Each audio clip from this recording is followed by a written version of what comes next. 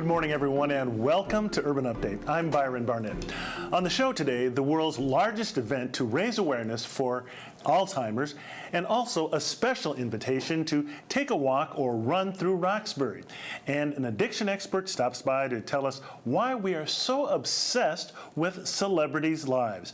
But up first, the issue of mass incarceration, especially of Black and Latino men in the United States, has been a growing issue of concern since the war on drugs in the 1980s. Whether the consequences were intended or not, it has led to an explosion in the prison population in the country. In 2010, all Black men were 6 times as likely as all white men to be incarcerated. This morning, we will be discussing the issue of mass incarceration in the weeks before an upcoming conference on the subject right here in Boston. Our guest this morning is Reverend George Walters-Sleyon. He is founder of the upcoming conference. Reverend Sleyon is the executive director of the Center for Church and Prison, which he founded in Boston in 2009, and he's the author of the book Locked Up and Locked Down: Multitudes Linger in Limbo. Welcome to Urban Update. Thanks for coming in, Reverend. Thank you very much. Let's get right to the heart of the matter here. Why are Black and Latino men being incarcerated in such high numbers? Well, first of all, I want to thank you, but as you have indicated previously, we've got the war on drugs, but then also systematically you've got the whole criminalization, a whole consciousness that prevails in the criminal justice system. You also have the impact of longer sentences and incapacitation without focus on rehabilitation, without focus on restoration. So you've got this emphasis on long-term incarceration that basically makes it very difficult, almost impossible for people to adequately reintegrate into the community once they come out of prison. Sounds like you're saying there's punishment, but no rehab, no way to try to improve people's lives when they come out. Obviously, the United States prior to the 80s, the United States was known for its focus on rehabilitation. But after the 80s, mid-80s into the 90s, there has been this dramatic shift from rehabilitation to what is called incapacitation, long-term incarceration. Okay, now you've spoken at Harvard, Washington, D.C., and Urban League conferences here in Boston in 2011 on this subject. What are some of the most prevalent false notions surrounding this issue? Well, there is, of course, it's important for us to realize that there is the criminalization of people in the United States with respect to race. There is that historic. What do you mean by criminalization of? Well, the criminalization of Black and Latino men as criminals. Yeah. That is very pivotal, and it's a consciousness in the American social psychic as well.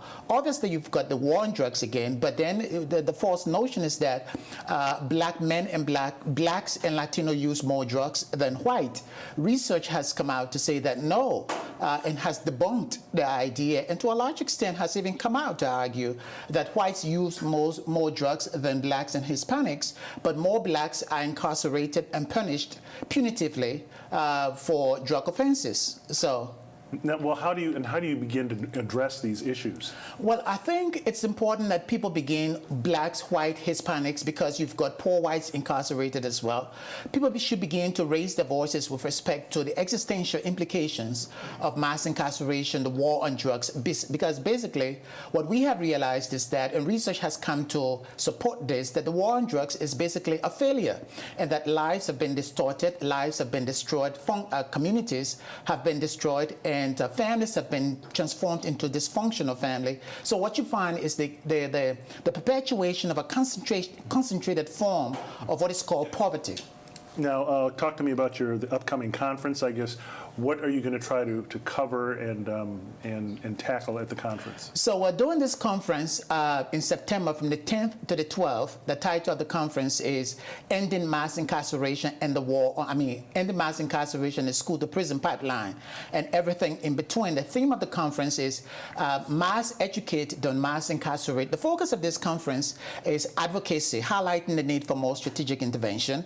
The the focus is developing resources, especially with respect to people who are coming out of prison. And then thirdly, it's an educational campaign to make people to be aware, because there is a need to end mandatory minimum. There is a need for more resources in school. There is a need for more emphasis on rehabilitation. What are some of the solutions? Are those the solutions you're talking about? What kinds of things are you going to be talking about to, I guess, combat this problem? We will be talking strategically with respect to sentencing reform. We're talking about ending mandatory minimums. We'll be talking about ending, closing or ending the school-to-prison pipeline, which is funneling a lot of young minority students into the criminal justice system and introducing them at an early stage. We will be talking about resource availability for those who are coming out of jail, prisons. We'll be talking about focus on restoration and rehabilitation as compared to incapacitation and long-term sentences. And we remind our viewers once again when and where this will be taking place. The conference will be from the 10th to the 12th of September. It's in Boston. Here it's going to be held at the Congregation Line of Judah, 68 Northampton Street here in Boston. More information, you can go on our website, which is churchandprison.org. Okay, and we'll leave it right there. Reverend George Walters-Sleyon, thanks for coming in and good luck with the conference. It's a pleasure. Okay, thank you very much. Well, when we come back, the world's largest event to raise awareness and funds for Alzheimer's, right here on Urban Update. Stay with us. We'll be right back.